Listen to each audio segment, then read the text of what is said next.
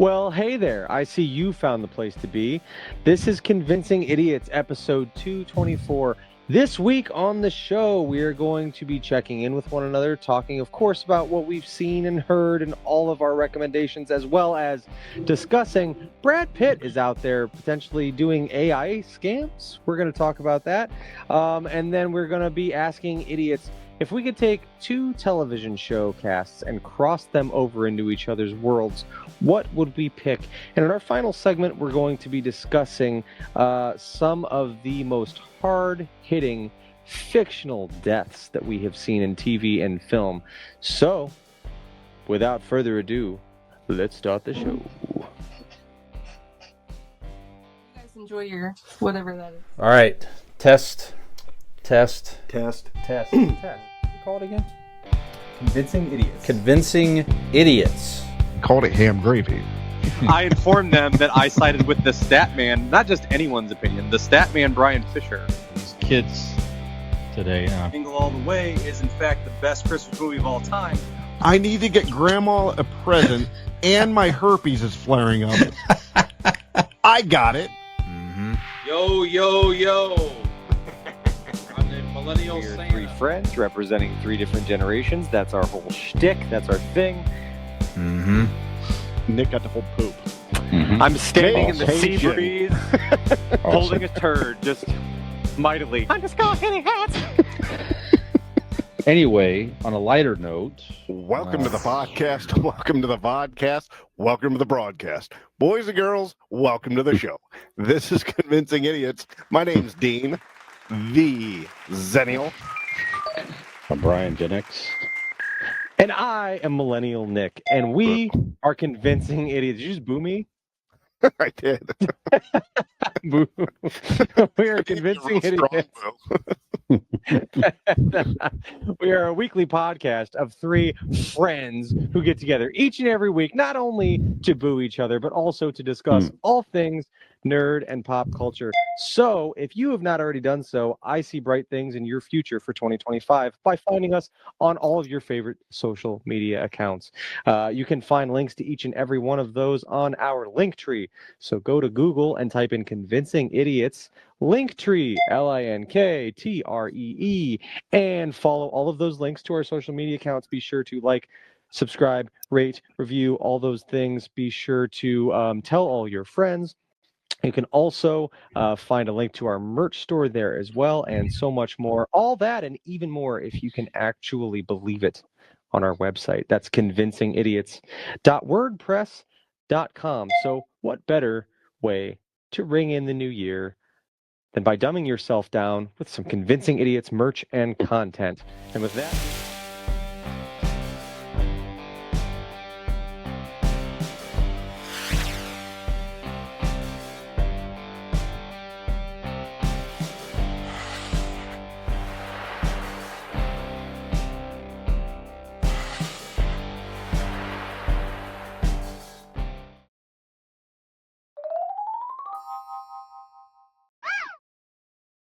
And with that being said, this is episode 224 of Convincing Idiots. It is 2025. We are all together. Brian, how are you doing? Doing okay. Just Good. Dean, how are you? You Yeah. look fantastic. Thank you. I wasn't talking to you. Yeah, not a whole lot new, man. Really, just Got a new cardigan? It's not new. It's maybe new to Okay. you. Yeah, I just Okay. don't wear it a whole bunch. A little Iron Maiden Okay. shirt. Allie and I went out Alright. to dinner this evening. Always a good Poncho and mix. left. Every Yes, cardigans right. and Iron Maiden shirts. that's right. That's my generation. Yeah, it's like a look ahead to the old folks' home. You know, Yeah, for sure. cardigans, Real smooth AC/DC, transition. Iron Maiden shirts. Yeah, that's right. Mhm. Yeah. Yeah, just laying low, man. You know, as we know, freezing cold weather here in Northeast Ohio. Allie and I spent last weekend. We had a terrific evening, barely moving out of the house. So we picked up some chili ingredients, or she did. We made some chili, and we sat there and watched football, NFL football, Saturday and Sunday. Enjoyed some of those games. I did go out Friday with some friends and watch the Ohio State Buckeyes defeat the Texas Longhorns. That was pretty exciting over at the basement in Stowe. That's it, man. It's a nice, relaxing week, and just back to work this week, and look forward to seeing you guys and other family this weekend. So it'll be nice. So Hell yeah. that's it. Dean, what's new with you, man? Let's see. Oh boy, I went sledding. I saw that. Yeah, the video looked nice. It was fun. It has been since I was a kid, and we went to the hill in the. That's your in first time Barton. sledding since you were a kid? Yeah, Oh, really? yeah. I don't do. I don't do stuff like that. You know. So Physical activity? Like move, right, Yeah. move. exercise, and so forth. Yeah, well, walking up that hill. No, right. So when I got there, let's go the water tower in Barberton. And when I got there, well, driving up there, I'm thinking to myself, and we're taking the kids, and I'm thinking to myself, it can't be as big as I remember. You know what I mean? When you scale it in your mind to, when I got there, I'm like, oh no, it's bigger than I remember. Holy shit. Mhm. So we went up there, started on the small hill, and it hurt. Like I don't know how you could be bad at sledding, but I am. Every time I would go down, I think I went What down. are you on? What are you riding? What are you on? What are you riding down there? There was a couple different ones. We have a long, kind of a longer sled. We have a shorter, like almost like a speed sled, and then just a regular sled. Okay, we talking plastic or the rubber ones or what? Like the Plastic, little yeah, plastic? Okay, Plastic. shell piece. Okay. yeah. And at one point, I did a couple of points. I went down just fine. Made it to the end and stuff. But I realized when you're a kid, right? You go down as you're going down. In your head, you hear "wee," and the only thing going through my head is the word deductible. Like all it takes is one bump, one wrong turn, and I am just screwed. Right? I'm going to break a leg. I'm going to break a hip. But yeah, I kept falling off, rolling off. It wasn't great for me, but the kids had a great time. They were going down, having a great time. Megan is a masterful sledder. She, I think if they make it an Olympic sport, Weaving in and out of trees. She was. I think at one point she stood up and did a flip and then sat back down, went right back down to the rest of the hill. Mhm. I think that's how that went. Yeah, but it was a good time. It's one of those where you just tell yourself, well, that's future Dean's problem. You know how sore you're going to be. Yeah. Let's see, what else did I do? That's honestly pretty much it. I was got into sledding and enjoying the snow and shoveling and all that horse shit. So Solid. I think that's about everything I did.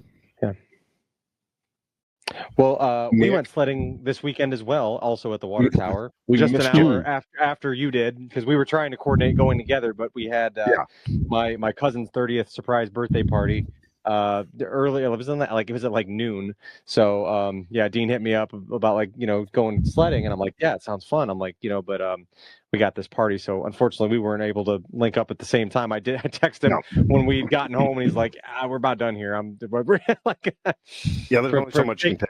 Taking some lumps here. But yeah, we went up to the water tower. It was nice because we live right down the hill, so we just walked up there and just carried we have inner tubes.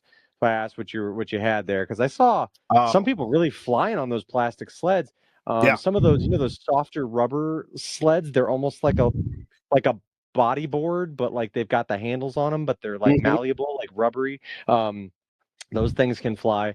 But yeah, we were going down the hill pretty fun. Sledding to me is like one of those things that like we went briefly last year, but it wasn't even to like the water tower with the big hill. It was like to a place that, just had enough snow. By this time last year, as you recall, we didn't get a lot of snow.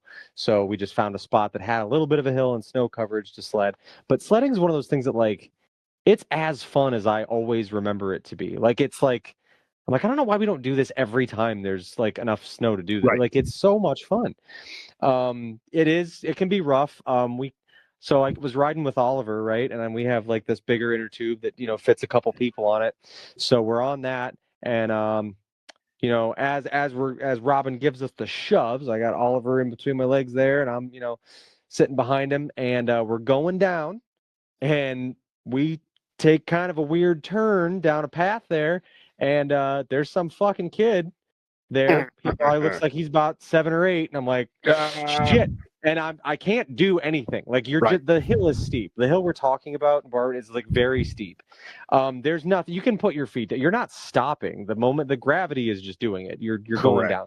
So I'm like heading for this kid, and I'm like shit, and I'm trying to do everything, and I can't. And in trying to maneuver myself out of this kid's way, I just turned my body backwards. So now I'm back. We're going backwards, and I can't even see.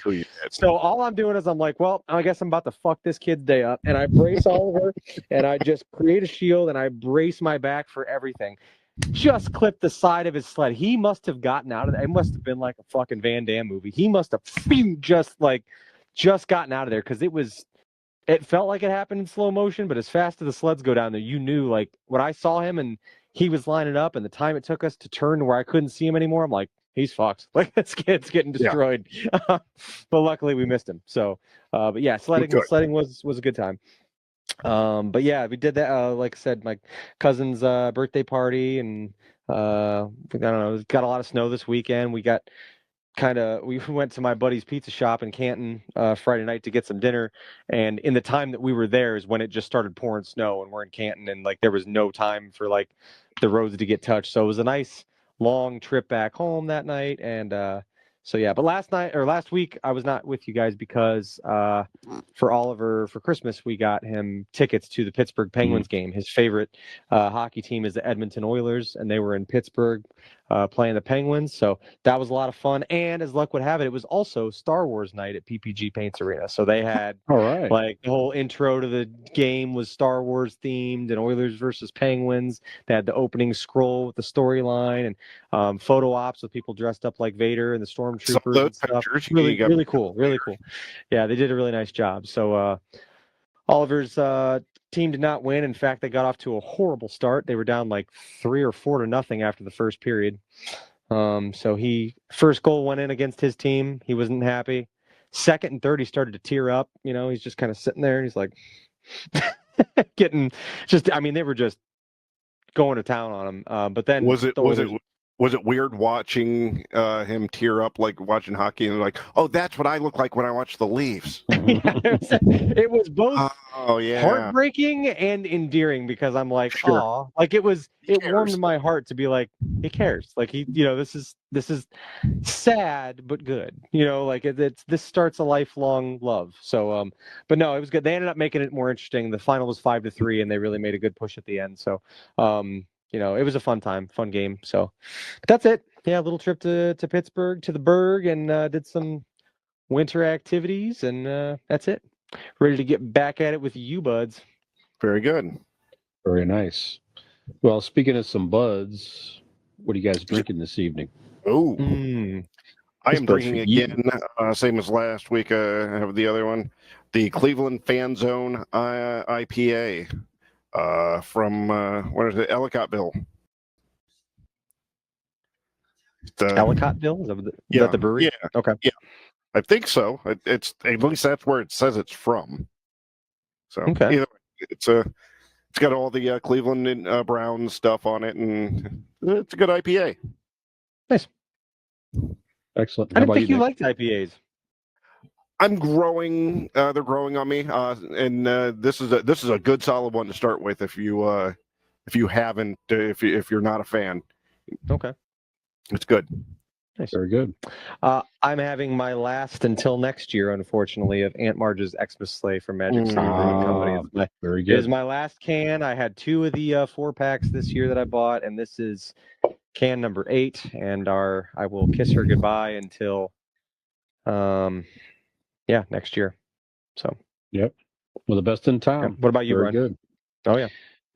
Well, that is a Christmas ale that you're having, and this is like a Christmas ale in many respects, to me anyway, and others. But this time of year, one nice thing about January, Dean and I talked about January is one of kind of a meh month for us, not our least favorite month, but not our most favorite either. But one thing that makes it good every year, Conway's Irish Ale from Great Lakes Brewing Company in Cleveland. So this is one of the best Irish ales I've ever had. And if they made this year round as a seasonal thing, now of course they'll make it through St. Patrick's Day and a little bit beyond. But if this was made year round, I would drink it probably year round. Not Good night.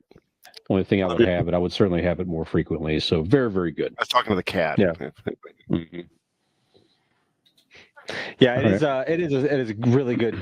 Very good. Every time I drink it, like you said, it's only seasonal. So you kind of, through the year, I forget about it. And then when it comes out, I'm like, oh, yeah. And when it gets close to St. Patrick's Day, I'm like, oh, I should pick up, 12 of those or whatever. And then every time I'm like, fuck, should be a core of theirs. You would think so. Yeah. And they have a new one this year, a Conway's Irish Stout. I haven't tried that. What?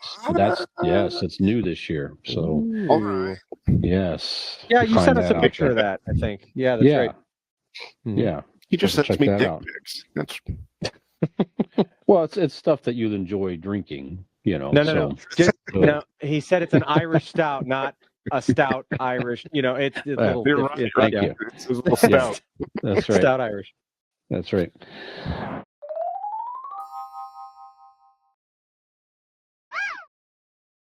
Well, Nick, you were away last week, so why don't we start with you with Idiot Reviews? Have you seen anything or heard anything or whatever you wish to recommend in Idiot Reviews? Yeah, man, I got a lot to catch up on because I basically haven't had a full show with you guys since before Christmas.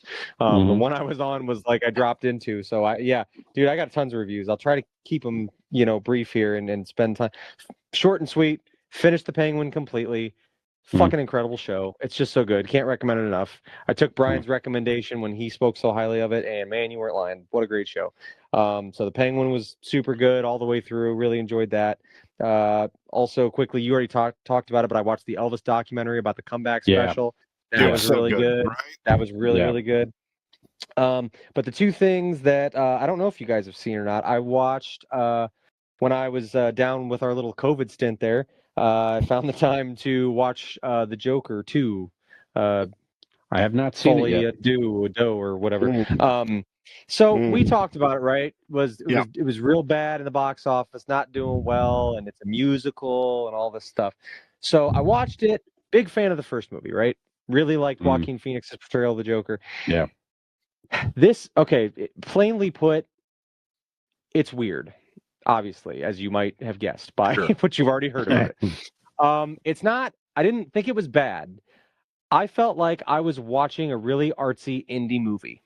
And if I had, I feel like it's not that you can't be creative and different with like certain characters of, whether it's superheroes or whatever, but I think just the fact that of what the character is and people know of the Joker, it was an odd choice to do that kind of movie with that character. And not only that, but to do that with a sequel to a movie that was so successful for the first one and people really loved. And then you took such a hard left with this one. Like I said, not bad.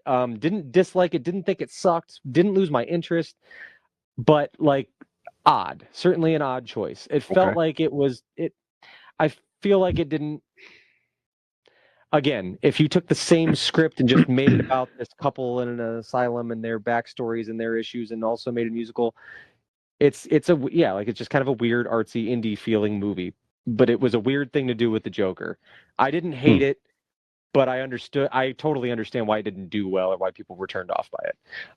But I don't know if you like the first one or you are into different styles and things. I don't know. It's worth a watch, if nothing else, just to check out. And you may not feel the same way. But it was certainly odd, but I enjoyed it. It was fine. And then my big binge watch. So when we were in Detroit for the hockey game, logged into our Netflix, Robin just turned something on to go to sleep. I woke up in the middle of the night to this brain rot reality show on Netflix that I just couldn't fucking stop. It's called The Ultimatum. It is a Netflix show. And essentially the premise is like 4 couples or so, 5 couples come in to this, and each in every relationship, one of the couples is ready to settle down and get married and take things seriously. The other one for whatever reason. They're not ready yet. They want to be more financially stable, whatever have you. So the person that's more serious gives their partner an ultimatum. They say they're going to go through this experience if they agree. And what this experience is, they all go. So they go through an experience. If they decide after it, the ultimatum is we either get married or we split up. But the point of it is for all these couples to go here. They all intermingle with one another. And at the end of a couple days of just meeting one another, they each pick someone else to be their partner for the next 3 weeks from one of the other couples. Boy. Okay. Everybody agrees to this. Nothing could go wrong there. For 3 weeks, they're in a simulated marriage. They're living with this person. They're talking about things, talking about life goals, whatever. And then after the 3 weeks, they come back together and they spend another 3 weeks with their original partners and see what did they get from, did they learn anything from the person that they were with? Did they gain any new knowledge, any different perspective? Did they understand what the other person had meant to them all along? Or did they fucking straight up fall in love with somebody that somebody else came here with? Very interesting. Now, did anybody fuck the other partners? Oh yeah. Okay. It happened. That's right. Yeah. Yeah. I would And then assume. there's a reunion show at the end. Oh, it's fucking great, man. It's just total. I don't usually get hooked on shows like that, but it was so. Sounds like a fucking It train was wreck. such an interesting premise. So yeah, there's like 3 seasons of it on Netflix. I watched the first one in like 3 days, the first season. I was like, I can't stop. I got to know what happens next. But yeah, that's one that hooked me. It was pretty good. But can you imagine that's trying to pretty position that with your current How does partner? that conversation come up? much- giving them an ultimate. Yeah.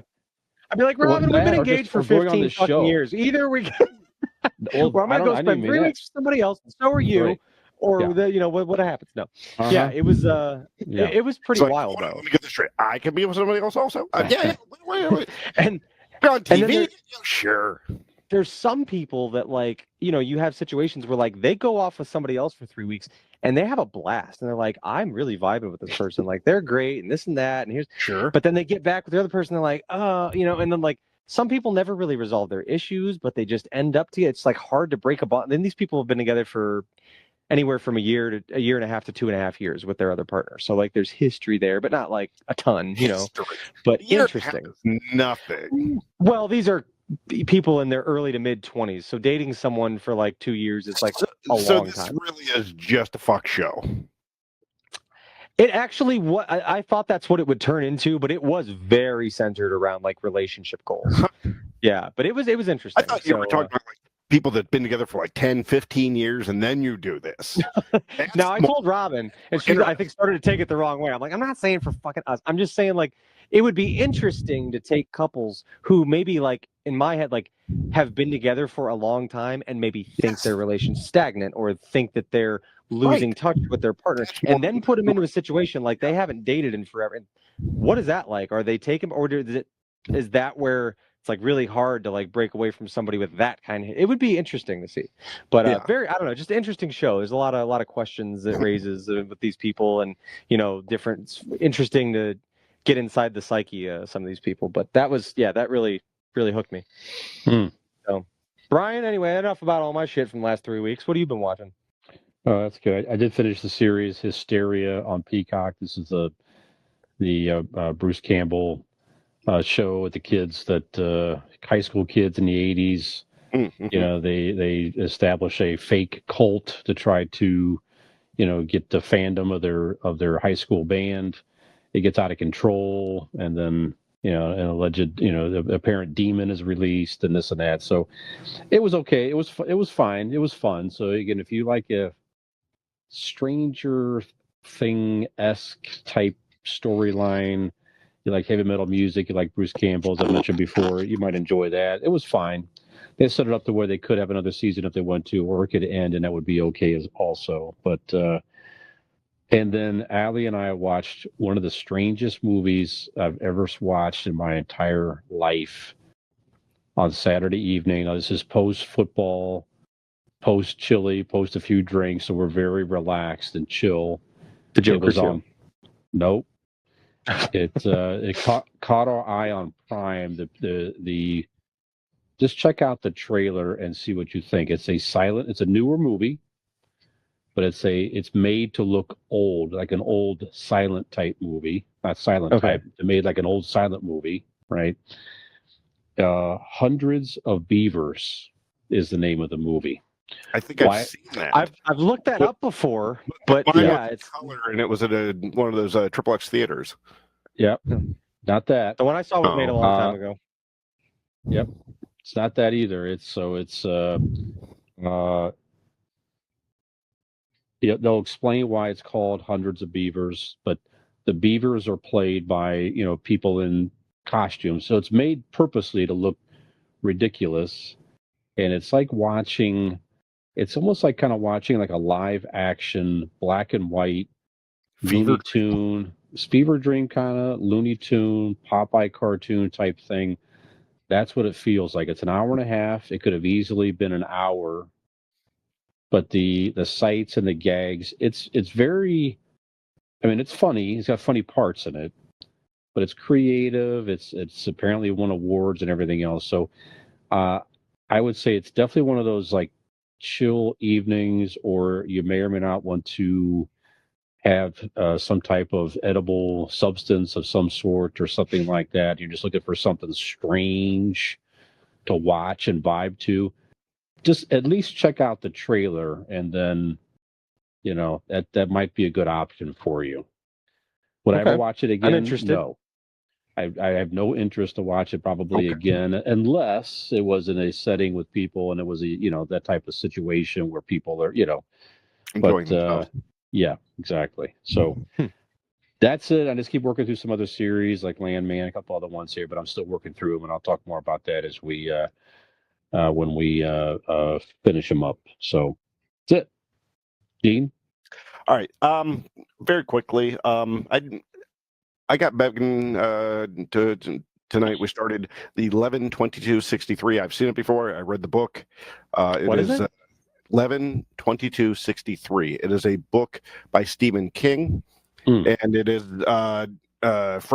James Franco goes back in time to stop the Kennedy assassination, and that's a very, very, very broad recap of that, but it's very good. It was a mini series like in 2016, something like that. We just started. I think she just finished the third episode. I loved it. I highly recommend it. It's a Hulu production, but it's now not on Hulu. It's come off. We found it on Tubi. Okay. The other Right. Penguin, I am literally halfway through. Just finished the fourth episode. Of what? The Penguin. Penguin. Okay. Yep. And it's gotten better than I wasn't the biggest fan starting, but it's getting better. It's hooking me. I don't think I enjoyed it as much as you guys have, but I do enjoy it. It is it's an interesting show.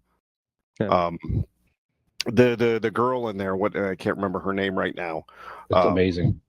She's fantastic. Yeah. Yeah. And then what else? Finished the fourth season of The Boys. Okay. Just starting the fifth. Fuck, it's such a great show. Yeah. I love that fucking show. Like every character, there's no down part of the show. From start to finish, front to back, it's fantastic. Yeah. I don't have to tell you guys that. The Boys. I just started season 5 today. Yeah. Highly entertaining. I agree. There's 5 seasons of it already? Yeah. Yeah. And the next season will be the last, I think. Okay. I think. Yeah. Yeah, there's no way. I mean, I've gotten through 5, so I don't know, but I can't imagine they did it. But I have to imagine you have to kill Homelander at the end of the series. Can't imagine that you go any other way, right? It wouldn't surprise me if they didn't. Yeah, and just sort of have a he wins. He ends up winning, beats the rest of them, and just that's okay. I'd be okay with that. It kind of would work out the way the rest of the series has gone. It would make sense. Okay, I retract. To have a very bleak ending would be like, okay, yep, I get it. That's just the way it is. That's life. Yep. All right, so that's everything I've seen. Okay. All right, very good. All right, guys, we'll take a break, take a drink, and we're going to come back with segment 2, so pop culture headlines, and our Ask an Idiot segment. A couple remembrances this week in the world of pop culture we're going to talk about, and a couple other things, and then to our main topic. Remember the actors, and also remember to save money. Yes. Because you can save money with Blake Insurance. I don't know if you guys are familiar, because Blake Insurance is an Erie insurance agency located right here in Barberton, Ohio. They provide auto, home, renters, and business insurance with honesty, decency, and affordability. Erie Insurance is above all else in service. You want to call 234-571-5359 or visit BlakeInsuranceLLC.com for your free 5-minute quote today. That's right, free 5-minute quote today. And when you do, tell them that the idiots required you to go visit him. Demanded. That's right. All right, well, remember your savings, and we'll remember a couple pop culture figures right after this. Gen X Brian here from the Convincing Idiots podcast. If you're enjoying our show, tell a friend. And if you're not, well, tell 2 enemies.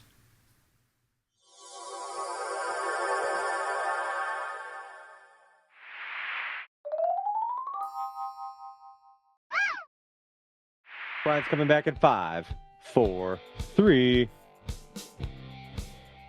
All right, welcome back to Convincing Idiots, segment 2, episode 224. One episode away from our milestone, episode 225. So, is that a milestone? Sure. Yeah, absolutely. Well, 225. 225. That's right. That is it. You don't understand. 225 is like 1 away from 226, Nick. Yeah. That's which is damn near 228. Right, very close. And then before you know it, 230. Yep. Yeah, I don't think Nick doesn't think of the big picture, Brian, and that's his problem. Yeah, that's right. At this rate, we're going to celebrate every 5 episodes. Mm-hmm. Every 5th episode is a significant accomplishment at this rate. Right. 265, you gotta be fucking shitting me. We're still doing this shit, huh? All right. All right. Well, again, a couple folks in the world of pop culture that recently passed. We do want to pause for a minute and recognize Sam Moore. Sam Moore was the surviving half of the 1960s duo Sam and Dave. You might know the songs Soul Man, Hold On, I'm Coming. Which were always, Soul Man, of course, was covered by the Blues Brothers and the Blues Brothers movie, and kind of gave that song a resurgence. But Mr. Moore was, indeed. That's right. He was 89 years of age, member of the Rock and Roll Hall of Fame. Him and Sam and Dave were inducted in 1992. Sam also, you may or may not know, is the uncle of our own Keith Porter. Now, Keith is one of my long-term friends that we did the other podcast that came from Gen X. Is that what your kids are calling it these days? Yes, that's right. Long-term friends. Yeah, Keith. He was an unknown uncle for most of Keith's life. So Keith's fantastic. Mom. So they were separated at a long time ago when they were children. I can't remember the exact details. Keith can refresh our memory there, but he somehow, I think he searched for he knew he had a sister or something like that, and then wound up finding her when she was still with us, of course, and they connected and he got to know Keith and everything. So Sam lived in Florida, and Keith and he developed a relationship and would talk on the phone, and he had a recent visit at the Rock and Roll Hall of Fame, and Keith got to go up there with his sister Pam and spend time with him up there. That's cool. As VIP guests and everything. So so it's a pretty cool thing to find out that your uncle was, an all-time soul artist great. Absolutely. Literally, so but passed away of complications of some surgery, 89 years of age. talked to him a couple of times on the phone when we were doing the football show. We called him a couple of times. He was a very nice and funny man. So, yeah. So just, I don't know how familiar you guys are with Sam and Dave. Dean, maybe not so much. No, No, I know no. the songs. I didn't. I I couldn't know have Soul told Man. you. Yeah, right. Yeah, I couldn't have told you who sang them. Yeah. But yeah, kind of a tough rest in life. peace. And go ahead. Sorry, Dean. I just saying rest in peace. I mean, that. Yeah. Absolutely. I'm sorry, I don't mean to interrupt the obituary No, go section, ahead. but so in the first segment, Dean did not have glasses on, and I could clearly tell. And also, I'm aware I've seen this toque on his head before. The Bigfoot toque. Ever since you have put those glasses on your face, my brain is tricked into thinking you are wearing a backwards Kangol hat, and I don't know why. Anybody else seeing that? First of all, that would be fucking awesome if I did that. It would be. I don't know what. Ever since you put the glasses on, I'm like, I keep looking at you and be like, is he wearing a fucking Kangol hat? No, he's First of not. all, stay It's- tuned I for know. next week, 'cause I can make that happen. I don't know if you should make it happen, but you could Mm. make it happen. Yeah. There's a lot of things you could do. Yeah. Right. Might be funny. Also, what's that? Like be funny. I Yeah. could, but I Could don't. do that. Like, why start now? You know? Right. It would throw everything off, really. Yeah, that will start with our next milestone episode, episode 226. 239. something like 230. that. Oh yeah, 239 Yeah. is gonna be a good one. Mhm. Sorry, I didn't mean to interrupt. I just thought it was funny, and I was wondering if anybody else thought that. When back I to can the see what Joe you're just to saying. describe how much you're Sponsored staring by at me, Reese's. that's What? fine. That's fine. I'm sorry, you cut out. What happened?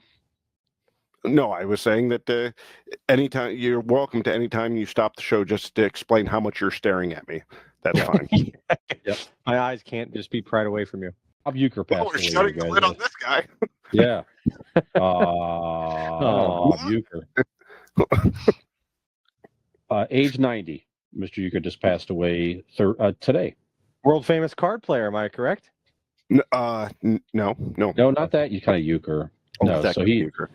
he was a baseball. Actually played for the Cleveland Indians at one stint in his career, but he would definitely became more known for his announcing for the Milwaukee Brewers. Everything you're about to say is fantastic, but he was first and foremost a baseball player. So we at least have to admit, or not admit, but he did win the World Series with the St. Louis Cardinals in 1964. That's right.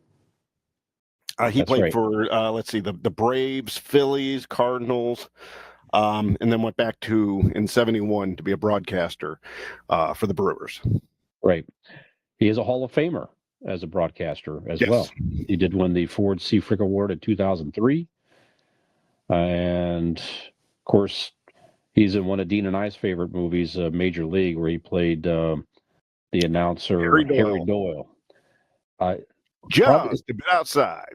Yeah, probably the in one of the best side characters in a movie is maybe ever, and definitely one of the best characters in that movie. Period. So he embodied the frustration. This was made in '89, but he definitely embodied the frustration of a Cleveland Indians baseball fan for sure, and also the elation of a Cleveland Indians fan at the time where they would actually won something. So just a terrific role for him. And, as a kid for me also, I mean, Miller Lite had the, light beer, less filling, tastes great. It had all these stars of the 70s, John Madden, a whole bunch of guys. But Bob Uecker was a star on those. And they also made separate commercials for him. Like, I must be in the front row. And then they would seat him up somewhere way up in the stands. So it just was a funny tagline. So just a funny guy. If you see him in any talk show clips or whatever, he was definitely full of stories and everything else. So Dean, anything else you want to add about Bob Uecker? Mr. Baseball, Bob Uecker. Yes. Like you said, he was known for his broadcasting, but he did win a World Series. He did play many years. He was very self-deprecating. It's what endeared him to the public. And if you can go on YouTube and look up him on Johnny Carson, he was golden on there, doing the Miller Lite commercials. Major League, it would not be the same movie without the backdrop of his voice during those games. Yeah. If you just did a regular movie where you have, just the scene playing out, yeah, it'd be good. But he brought such another level to it. Yep. With his voice and that commentary. And then we'd all be very remiss if we didn't mention Mr. Belvedere. Oh, yes, that's right. Yeah. For many seasons, there was a TV show, Nick, called Mr. Belvedere, where he was a sports writer and he had a family, and they had this British, you want to call him a nanny or a butler or I don't know what you'd call him, but there was a British guy lived with them and was their butler, and Bob Uecker was the dad, and right. it ensued. I forgot Quite the career. Yeah. Bob Uecker. There was a reason they called him Mr. Baseball, not just because of on the field or his voice in the booth, but everything outside, every interview, every TV show and commercial, everything he did. If you saw him in public, you thought of baseball. He was one of the greatest brand ambassadors for Major League Baseball that there ever will be. Yeah. And that is why, and deservedly so, he has the name Mr. Baseball. So rest in peace, Bob Uecker. Another pop culture figure passed away even today as well. Yeah. Unfortunately, we're heavy on the deaths here in this episode, given what we're going to be talking about later. But David Lynch, filmmaker, musician, actor, 78 years old, passed away on the 16th. 50 years in the business. If you know David Lynch, he's done movies and TVs. It's kind of like, a David Lynch film. They're very surreal, very kind of weird, epic, creepy, kind of almost a feverish dream, like we said before. I mean, he started with Eraserhead in 1970. Oh my God. I didn't realize you made that movie. That movie right there is the weirdest movie I ever saw. Yeah. Period. Flat out. Nothing stopped it.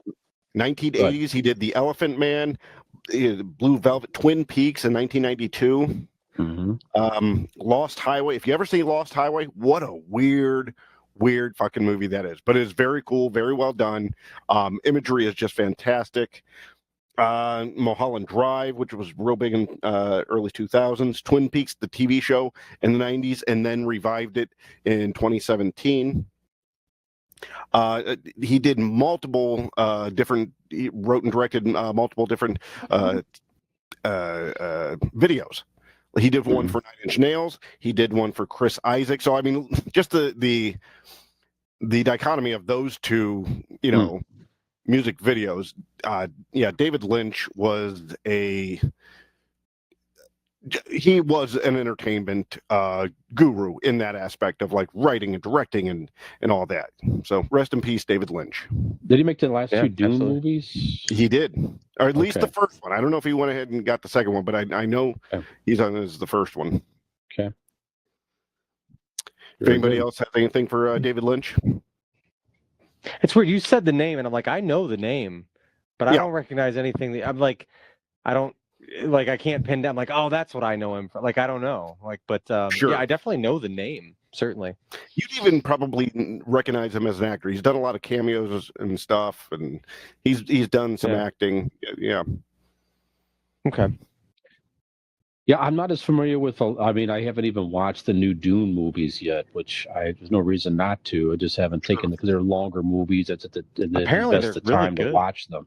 Yeah, I mean I mean, certainly it's got those, star-studded, cast and everything. So I definitely want to check those out. But definitely a very creative man in many aspects. Yeah, absolutely. All right.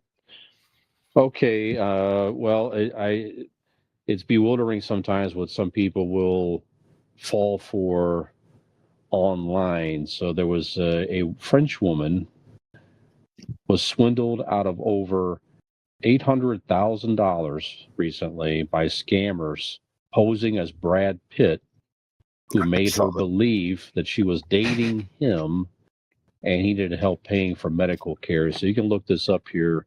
Yeah. And there's AI photos clearly AI photos of Brad Pitt in various hospital bed pictures, and contacted her Have you seen somehow the pictures? online. Yes. Yeah, you can see them online. How real do they look? She makes her look like an idiot. Yeah, They clearly look like AI or like. Of course. I mean, it's clearly Brad Pitt. It doesn't look cartoonish. It's his head. Yeah, but it's clearly not. It's a doctored picture. You could kind of tell. So, but she claims that, her quote here: "There are so few men who could write to you this kind of thing." According to I like the man I was talking to. He knew how to talk to women. It was always very well done. I guess so. Sure, it have to be. Listen, we've been trying to get really well done out of you people over the past few years, let alone $800,000. I mean, I don't care if you're a man or a woman, please. Yeah. No, guys. I think I have the answer here. All right, everybody, all our listeners, I want you to know that the next voice you're gonna hear is Brad Pitt, and this is what Brad Pitt has to say. Nick, do Brad Pitt. I'm Brad Pitt, and I'm really a big fan of convincing idiots, and I'm afraid that despite my best efforts, if you don't support convincing idiots, they may cease to exist, and in which case I simply couldn't go on. And I, Brad Pitt, love you. And I love convincing idiots, which means you love convincing idiots. So please donate to their show and help them feed their families. Because that's, this podcast is clearly how we feed our families. Thank you, Brad. Thank you for saying that, Brad. It's very nice. We appreciate it. Oh, he's got to go. Sorry. And if you're watching it on YouTube, there was a glitch where it just looks like Nick was doing that voice, but really that was Brad Pitt. So send us money. Yeah. Or to hire these guys as consultants, perhaps. Right. Yeah. And it's I don't know. Also amazing how, because I know when I talk to somebody, at least twice in one sentence, I tell you, I'm Dean. I'm Zennial Dean. In the middle. Just so there's no confusion, I want to reiterate that I'm Nick. I'm Zennial Dean. Yes, right. Mm-hmm. Yeah. Yep. Yeah, my name is Brad Pitt, and I used to have sex with Jennifer Aniston and Angelina Jolie. Yeah. If I did that, I would say that twice in every sentence. Sure. That's true. Just remember. And who knew Brad Pitt was auditioning to be Batman? Yep. That's it. Yeah. Exactly. And so this lady, needless. I don't know if it's needless to say, but she's also received a wave of harassment online. I'm sure people are commenting on court of public opinion, although it may be cruel, sometimes it's just. Sure. Wow. Yeah, amazing. Play with bulldogs, you're gonna get bit. Yeah. How many other Brad Pitt impersonators do you think hit her up after this? Baby, that wasn't Brad Pitt. I'm the real Brad Pitt. Yeah. I feel bad that you got scammed, but this is the real Brad Pitt because I'm Brad Pitt. And I would never Pitt's do that to you. gonna hug you if you ever see Brad Pitt. Trust me, because I'm Brad Pitt. But this Brad Pitt's gonna need like 1,600. Or no, is it how much? 800,000? How much? 800,000. 800,000. How much money? How does she have $800,000 to give to fake Brad Pitt? She used to have it. Yeah, she doesn't have it anymore. It's gone. I wonder how much she could give to fake George Clooney. Ooh. How about fake Barry Gibb, perhaps? I don't know. Barry? I don't know. Baby girl. Barry, get some money for us. Go ahead, baby. Come on. Baby girl. Let me highlight you for a second. I've been hurting real bad now since the BJs haven't been so active anymore. So I was thinking maybe you could come out around and hit up my bank account with that sweet inheritance money. Thank you, Barry. Give Barry some money. Yeah. Excellent. Barry didn't even say once who he was.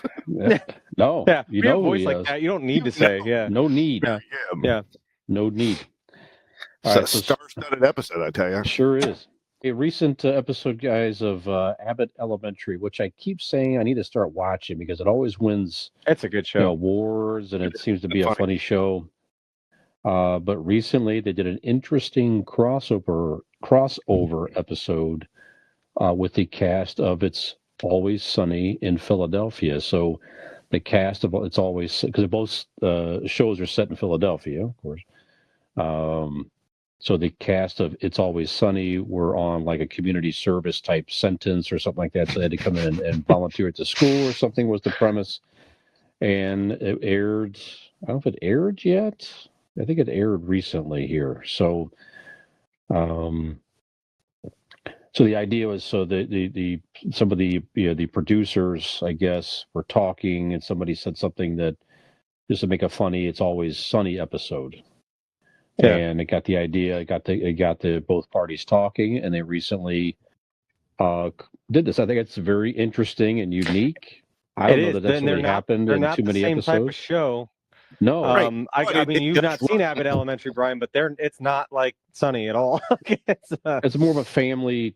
Yeah, it's a comedy, prime time ABC show. I mean, it's not. I don't know. I mean, but it's not the type of humor that Sunny is. So that's definitely interesting. All throughout TV history, you have all of these shows that have done crossovers. What it is that it's setting examples that this is the same universe. Look at ABC, like any of like the TGI Fridays or was it TGI? Whatever the fuck. Yeah, it stands for. A lot of those shows can't crossovered with each other for that because they were all in quote unquote the same universe, right? Hell, there's been who was it? I think Andre Brower on Law and Order. I think he has like maybe it's either him or the other guy from Law and Order. There's one of the guys from Law and Order that has the most crossovers in TV history, and he's crossed over. He's played the same character in the X-Files. He's played the same character in all of the Law and Orders. He's gone over and done like the Chicago shows. No, it's the comedian. We're gonna say Boner. He was the comedian with Ice-T. He was his partner in the show. The tall, thin guy with the glasses, the Italian-looking guy. Yes, it's Boner. Yeah, Boner Phil. Boner. Yeah, whatever. My tablet's dead, so it doesn't matter. Anyways, that guy has the most crossovers, I think, in all of TV. So you've been doing it for all these years. I mean, shit. Even in the 50s and shit, they would cross over sometimes, and do cameos and such. So. It's been widespread all throughout TV. All right, so our Ask an Idiots question here, guys. Any era can cross over to any era, right? So the stars of a show in their prime could cross over into any show in any era. It could be the same era. I don't care. Give me one crossover all time. There could be several.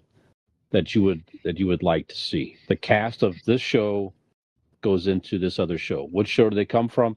What show are they on? And if you have any concept of a plot, or can it be all time? Okay, all time. Nick, you have a thought? I do. This one is the easiest one that immediately came to mind. It would be seamless to do. They both take place in the same place. They were both classics in their time at the same time. Why wouldn't you have the cast of Seinfeld show up at Central Perk in the Friends universe at some point? That would be fantastic. Incredible shows.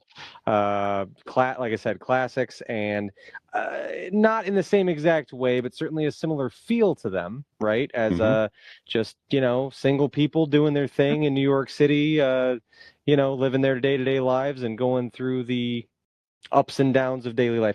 It would be fun to see the cast of Seinfeld and Friends interact with one another.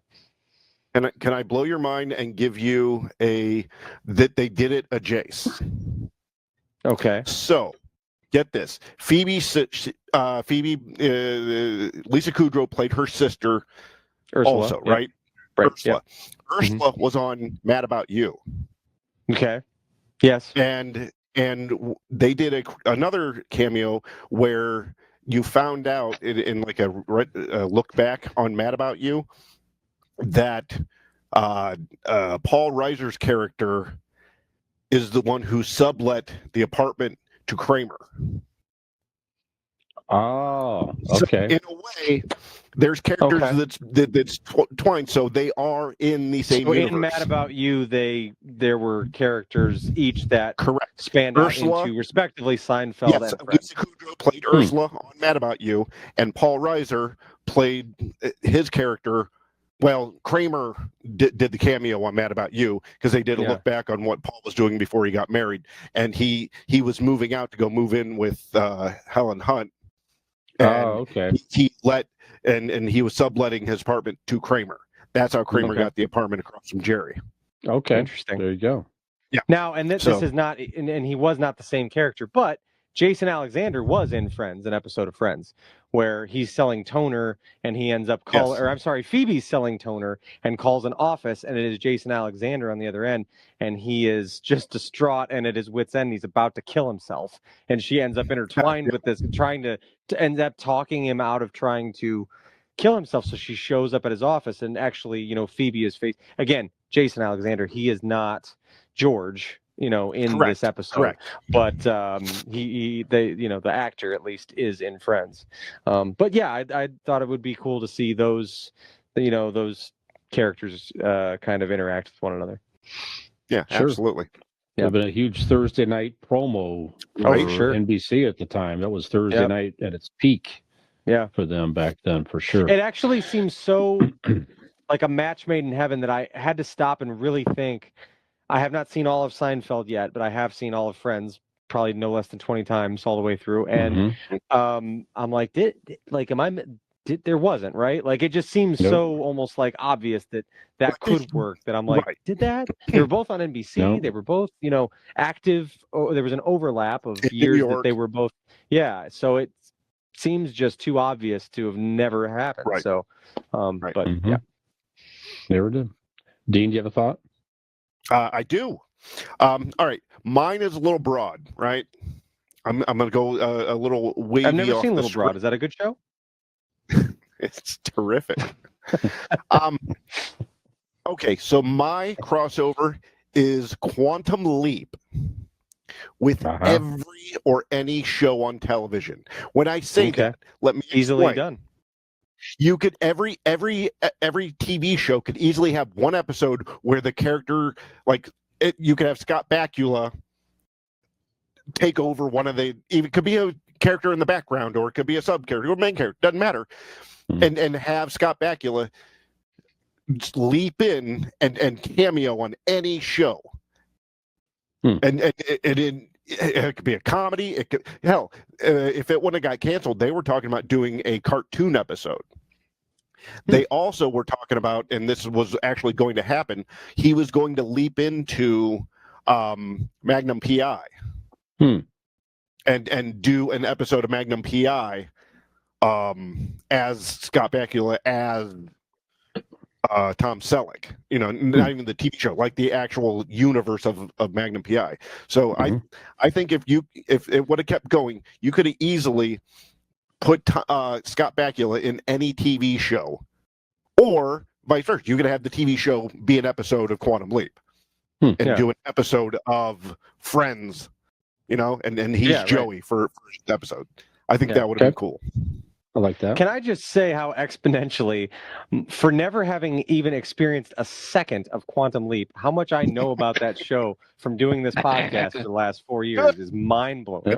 It makes me happy. I feel like I know a lot about Quantum Leap, and I have never seen a moment of any version of it. But I feel like I have a decent understanding of the show. Well, that tickles my heart. You're out here spreading it to the masses. You're spreading the word of Quantum Leap. Quantum Leap. What about you, Brian?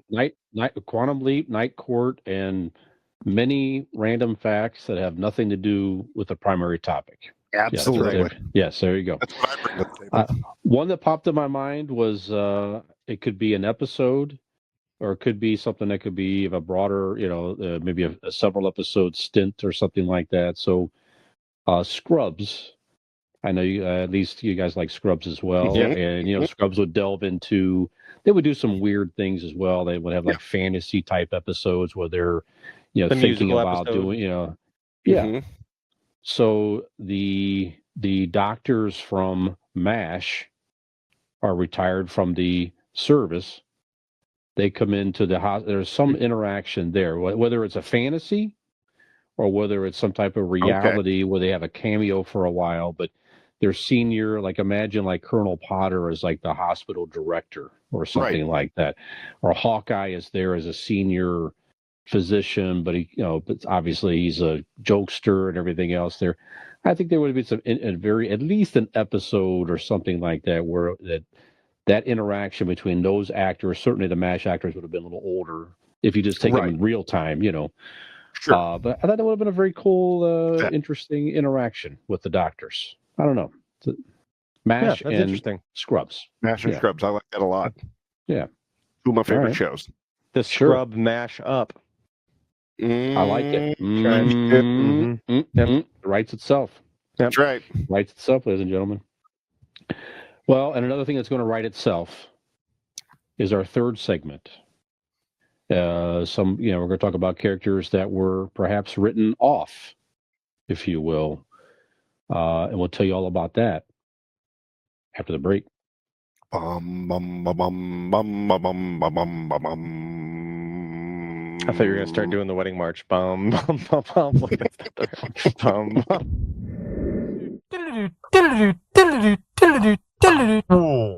Mm-hmm.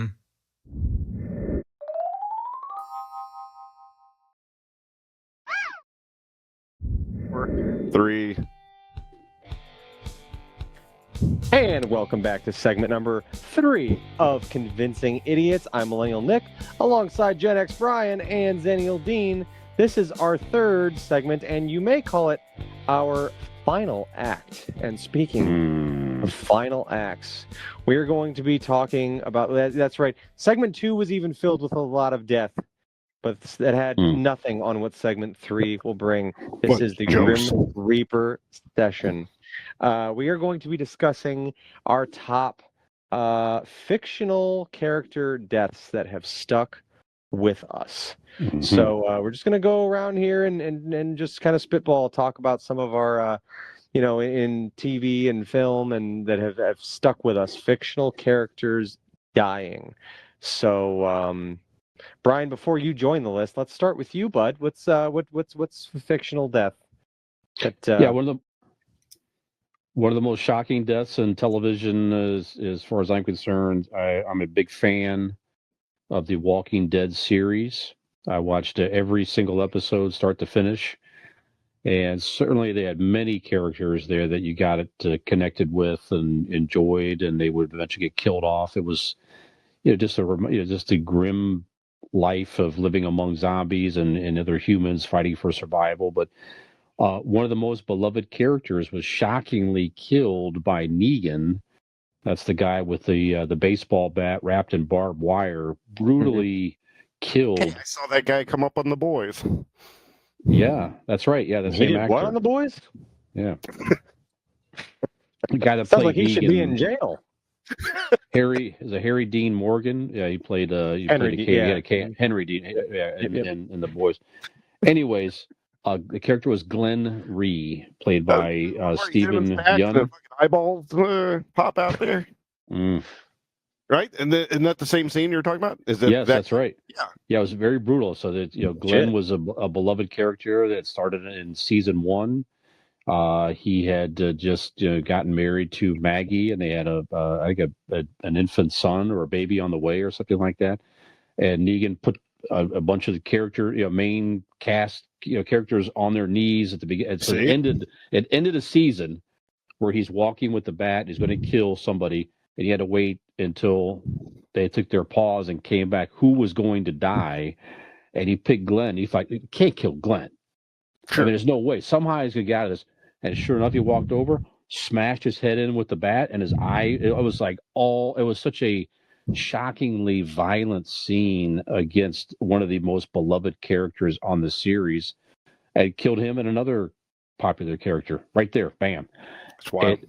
It was crazy wild. And since then, they have a character arc where Negan kind of redeemed himself, and he's actually You can in a redeem new yourself, series. huh? Yeah, I guess so. But he's in a new Pro series with wrestling Maggie. rules, I guess. Yeah, with Maggie, the wife of Glenn. So that has that whole tension dynamic where she still hates his guts, and Well, he sure. saved her life a few times and everything. So, anyway, Glenn from The Glenn. Walking Dead. Hmm. Yep. Dean, what do you got? All right. I'm going to start with, you know what? I'm going to get this out of the way because I don't think either of you two watched the TV show Buffy the Vampire Slayer. No. Wasn't really even in your, you were not the demographic, nor was I. But I moved into the apartment. I moved into an apartment once, and cable wasn't going to be able to come and get hooked up for like a week.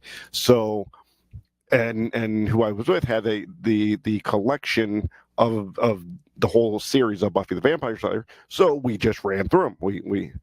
And so I got into it, and it's actually a really well written show. I enjoyed the characters. I enjoyed everything about it.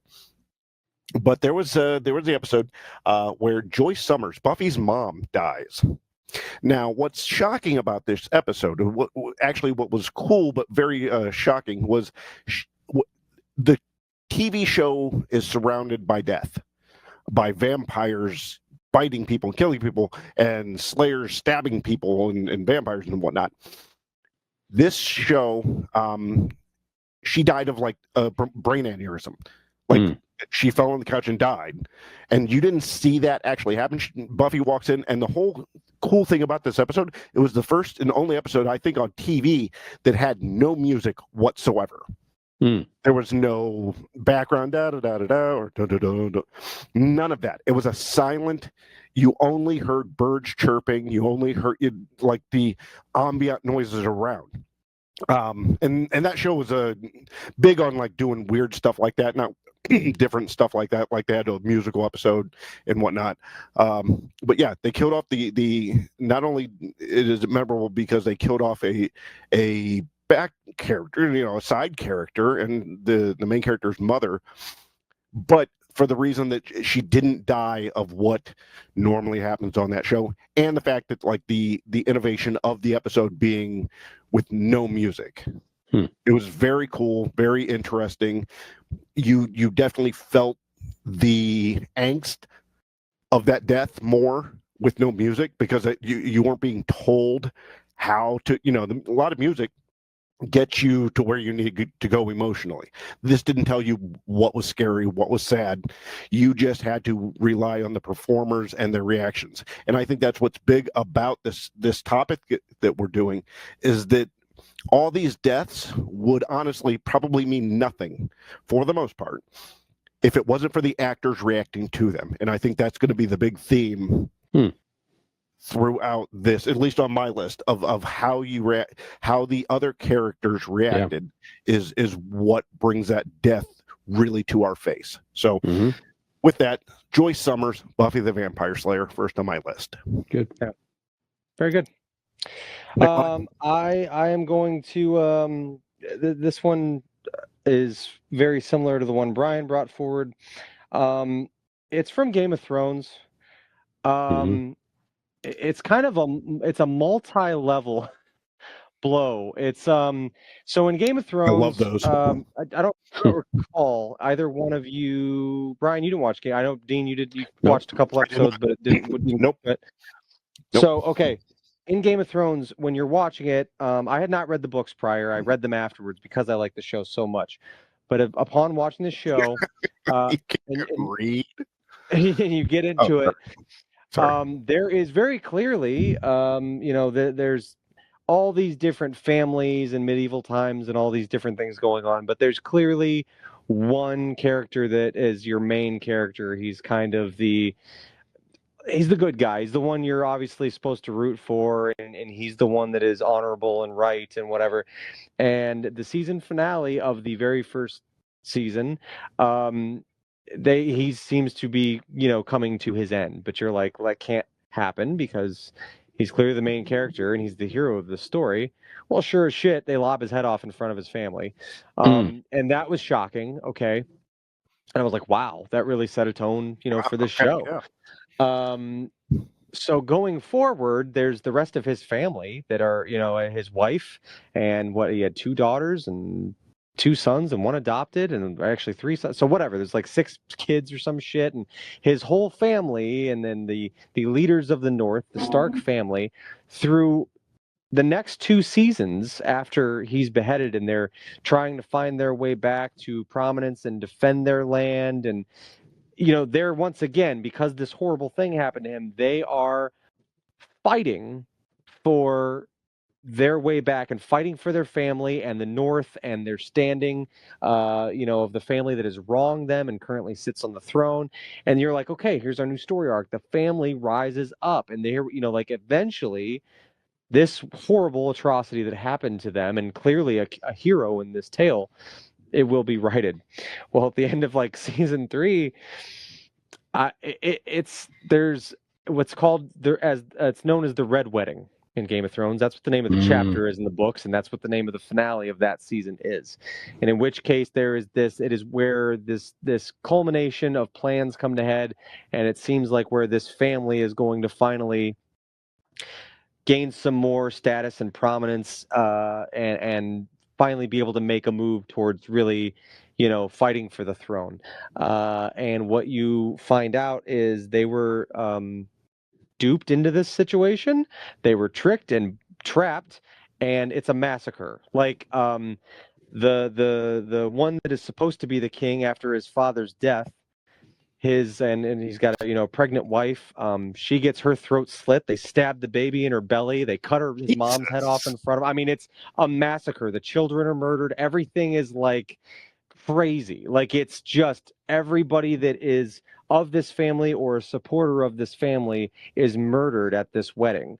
And it's absolutely, a day for a red wedding. I have never, I watched that episode, and I felt it was the worst thing that has ever happened in my life that wasn't real or had nothing to do with me personally. I sat there in complete disbelief of what I was seeing, and I was just like, no, oh my God, fuck, it just got so much worse every step of the way. Every the next scene was something even more traumatic than the last, and just when you thought it couldn't get worse, it did, until they just decimated everything.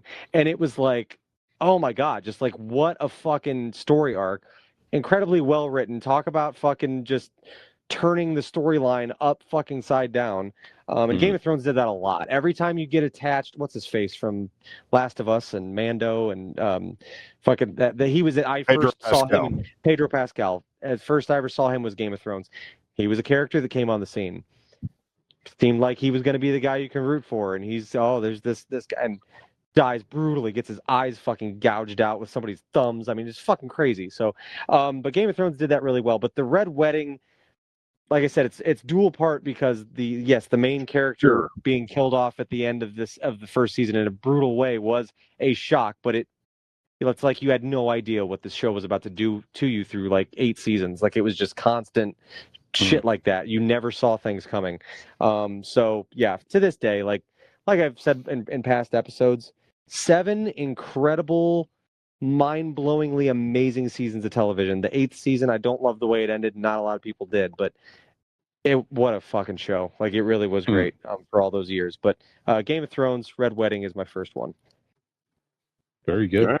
Brian? An incredible character arc in the Marvel universe. Became, this character was the first main Marvel hero in the Marvel universe. Became beloved because of the portrayal of Robert Downey Jr. of the Tony Stark, the tragic death of Tony Stark in the Avengers movie, where he sacrificed himself to ultimately defeat Thanos and bring back everybody who had been blipped out, if you will. But just tragic. He had finally found peace and happiness, as I remember, with his family and had a daughter, and Just so sad. Oh my God, that was just a very.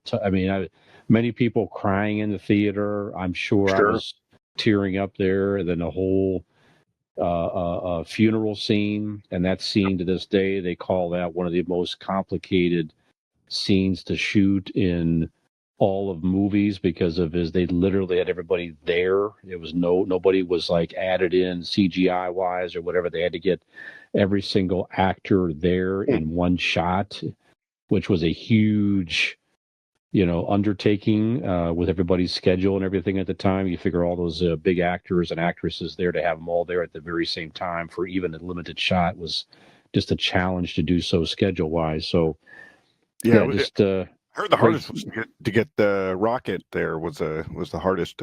Because he's so busy with like publicity tours and whatnot. Mm-hmm. Sure, that's right. Yeah, he's got a bit of a drug problem. They try to we don't like to keep him under wraps, but don't talk about.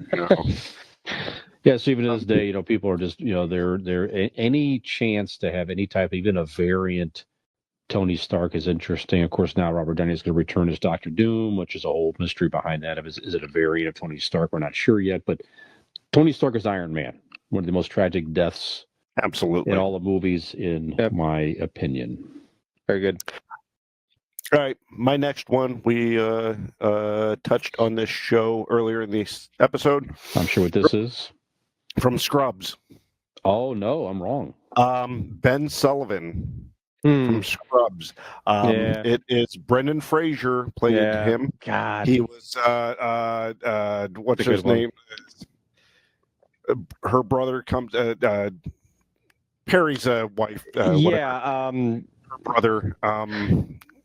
And I can't throughout think of the her name. episode, it is, he's kind of following Perry around, annoying him with a camera, and it's just him going back and forth with Perry Cox. And at the end of the episode, it's one of those reveals that you realize that he's been in Perry's mind the whole time. And that they're really they've been getting ready to go to his funeral, to Ben's funeral, and the reveal at the end when John C. McGinley is just magnificent in this episode. That final, not the final scene of the episode, but the final into the reveal when Perry's saying something to Ben and he's laughing, and then you have JD come over and go, "Where do you think we are?"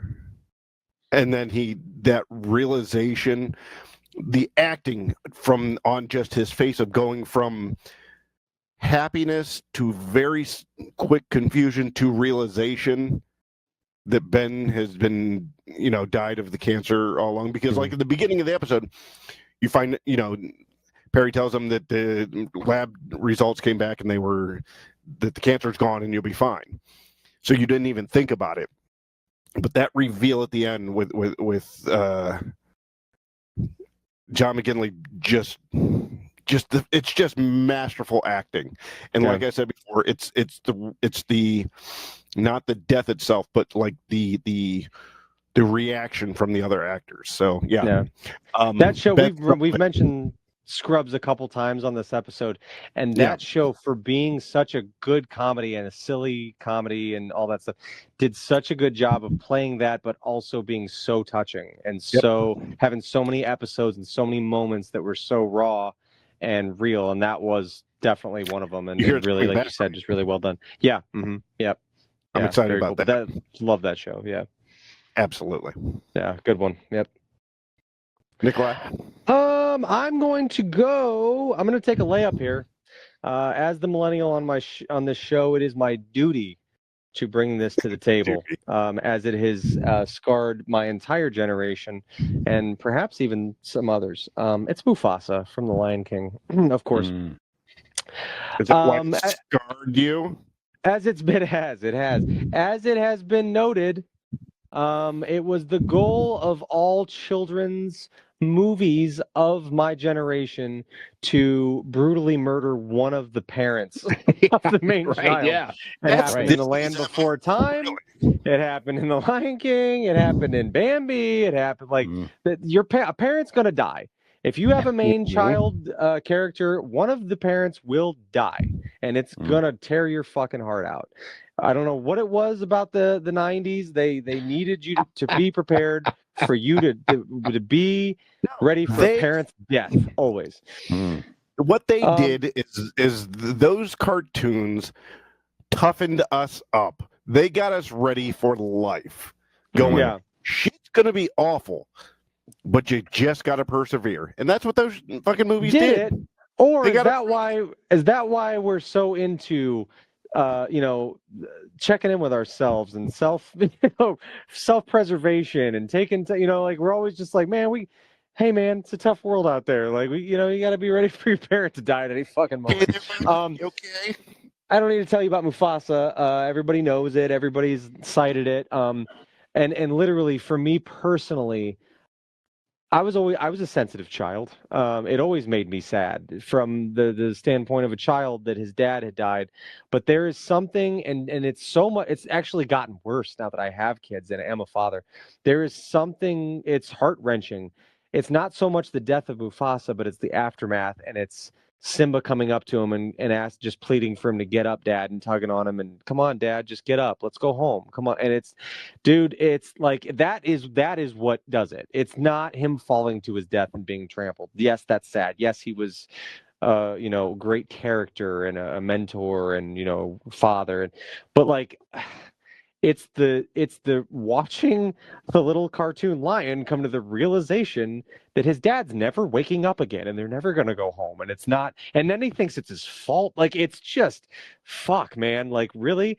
And the redid version that they did is like also sad because it's an adorable realistic looking lion cub. It's just fucking brutal.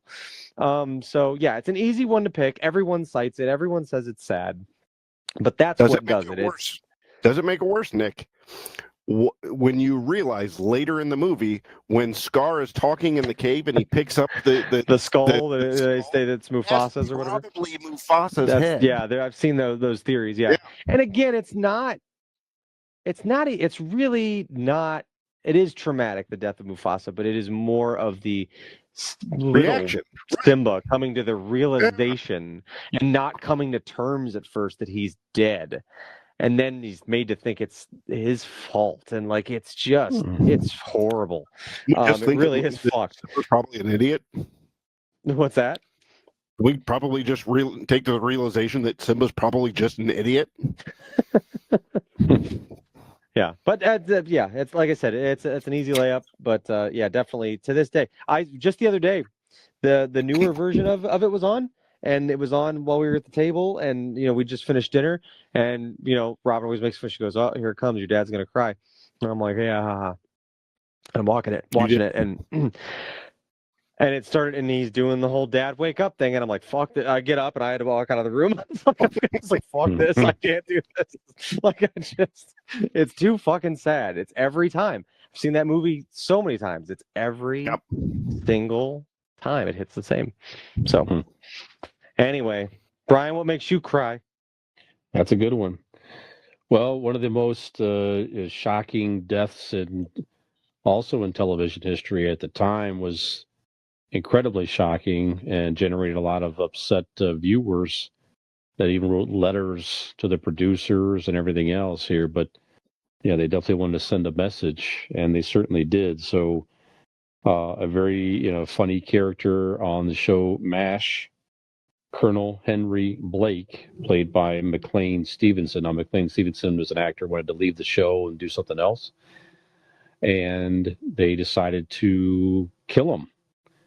So it was just a scene where all the doctors are in the operating room, and they sent in radar, and he just simply said something like, and they didn't even tell the cast members until right before they shot the scene, because they wanted to keep it secret, And they wanted to get their actual genuine reaction as well. Yeah. And then radar comes in and says, "I have an announcement that, his plane was shot down over the Japan Sea or something like that." And there were no survivors. Yeah. And he walks out. And the radar's reaction to it makes that fucking scene. Yeah. Like, did he just, he, there's no more breath in him. You know what I mean? Like, it's the last breath that he has possible to say those words. Yeah. And then everybody pauses. And then it's just very silent. And then they have people they're operating on. They have to keep, the soldiers have to go, they have to keep working. You'll hear occasional sniff. Yeah. Sniffle. And just go back to work, and that's it. And the producer said, they just wanted to send a message that, war is hell. And that was very, very, that show had many powerful moments, but that was up there amongst arguably the most powerful moment in that show to make you remember. That's why the Scrubs MASH crossover would be amazing. Yeah. Yeah. There you go. That's right. So, yeah. I probably took one off your list. You didn't mean to do that, but yeah. That was actually the next one on my list, but I'm going to replace it. Mm-hmm. Go ahead. I actually have a lot of honorable mentions, but I'm going to pull the one that I thought I was going back and forth on. Bill McNeil from News Radio. This was Phil Hartman's character. It is because Phil Hartman, unfortunately, was killed by his wife and well before his time, passed away while they were in the show. Known for his work in Jingle All the Way. Right. Yep. But what made that so powerful was when you're watching it, live, those tears on those actors' faces when they were doing any of those scenes where they're talking about and breaking down were real. They were not just mourning the death of Bill McNeil. They were mourning the death of Phil Hartman, as we all were as fans of Phil Hartman. So that brings together real life and character life, and then brings the viewer in just the same for both, because you care about the character, you care about the actor. So it is this whole weird meta thing going on where the fourth wall's being broken down, and just it was just one of the saddest moments in television for that reason. Yeah. So Bill art and reality are meshing together, kind of. Yeah, absolutely. Nick, what do you got? Yep. So the next one I've got is from one of my favorite movies. It is called Four Brothers. You guys ever seen? Mark Wahlberg, Tyrese Gibson, Andre 3000. I love it. I've just never seen it. Okay. So really underrated. I mean, as far as Mark Wahlberg movies goes, not one of his top ones, but I feel like an underrated one. Really liked it. Brief synopsis of the movie. All these four adults, brothers, they're all adopted. They were all troubled youth in Detroit, and there was their mother was this woman who took in foster kids, and she kept these four because they were really troubled. They were some of the worst ones she came across, but she really bonded to them and ended up raising them to be the men that they became. And they had their pasts and run-ins with the law and stuff like that, but otherwise she basically saved them, right? So the story is that she is, at the beginning of the movie, she is murdered. And so they take it upon themselves to, with a little bit of the cops' help, but mostly to kind of a little vigilante justice, they're going to find out who did this, and they're going to see with the people they know from all these, kind of like a mob movie kind of feel a little bit, There is a moment where they, through digging through things and asking questions, and they're getting on the trail. Well, the people that they're on to end up they come and attack their house, start shooting up their home, and so they all get their guns and they're shooting back at them and stuff like that. The youngest brother, I can't think of the actor. You guys would know him if you saw him. He was the young kid. He was a young kid in that Friday Night Lights movie. I don't know. It doesn't matter to say it, but he was the youngest of them. He was their baby brother, the youngest one. And at one point, he's going to basically bust out the back door and attack him from the other side. And as he does that, he's off on his own, and he's down the street, but he ends up getting shot. And he's lying there, hit, And as they're in this shootout with these guys, it was so heartbreaking. He's lying there in the snow with blood pouring out of his mouth, screaming for his older brother, Mark Wahlberg's character. To help him. He's like, I don't want to die, and he's like yelling to him, and he's like I said, he's not when I say young kid, I mean he's probably early to mid 20s. He's a grown man, but he's the baby brother in the scenario, and it's such a feeling of helplessness because they're still in the midst of what's happening.